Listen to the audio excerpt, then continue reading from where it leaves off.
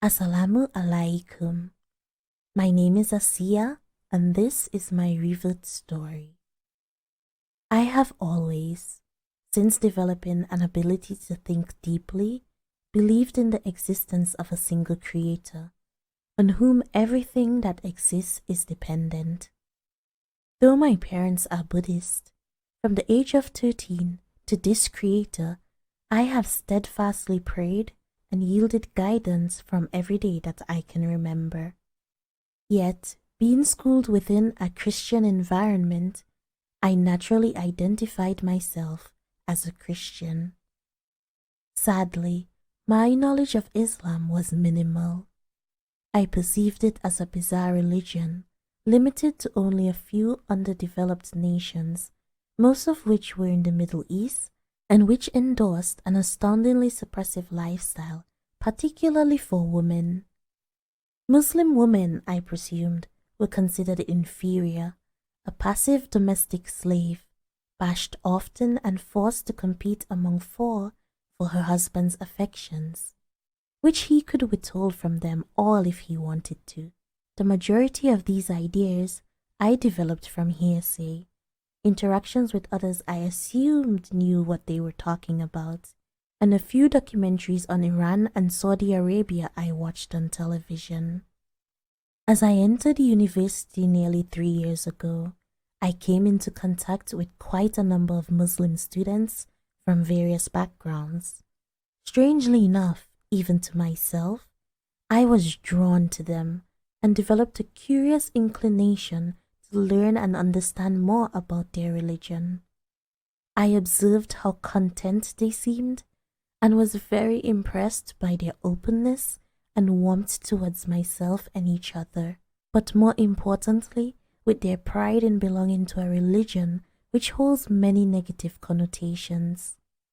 I gradually became fascinated with Islam, and through a process of education, developed a greater respect for it than even my beloved Christianity.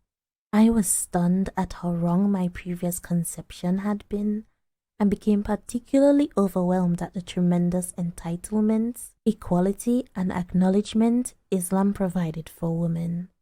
I realized the reality of the Islamic lifestyle and the truth concerning that feeble American innovation termed Islamic fundamentalism.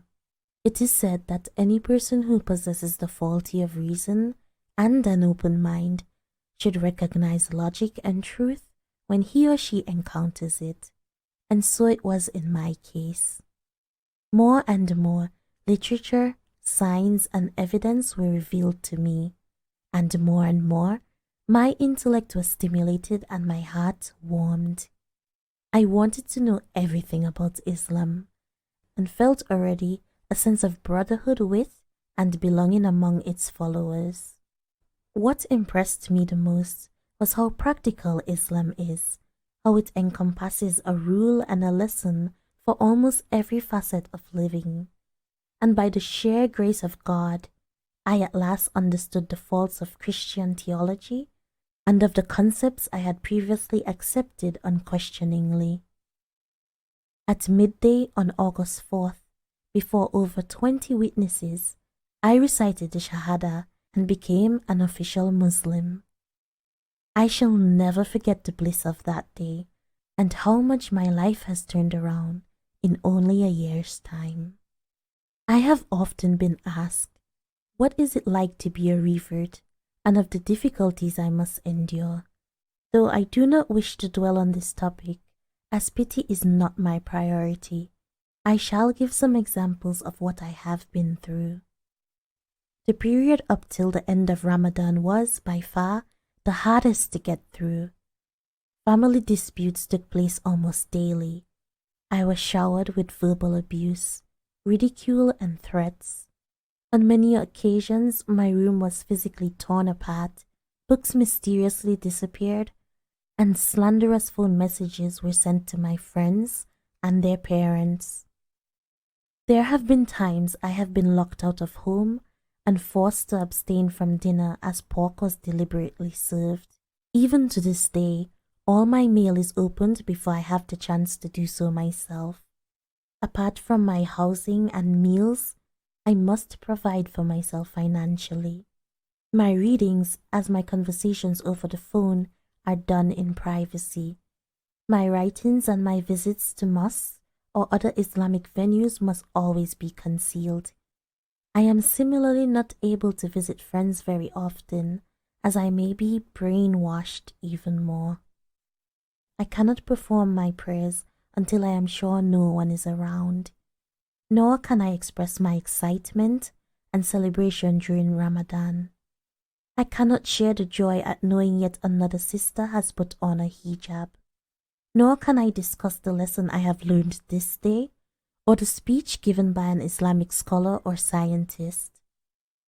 Moreover, I must continuously defend the Muslims and the Islam portrayed on the media and fight against the stereotypes my parents stubbornly maintain. To see their expressions of disgust at myself is almost unbearable.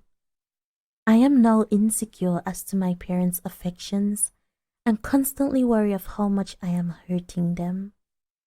Through the entire month of Ramadan, my mother spoke to me not once. I had to hear her say time and time again at how I had betrayed the family. My pleading with her otherwise was to no avail.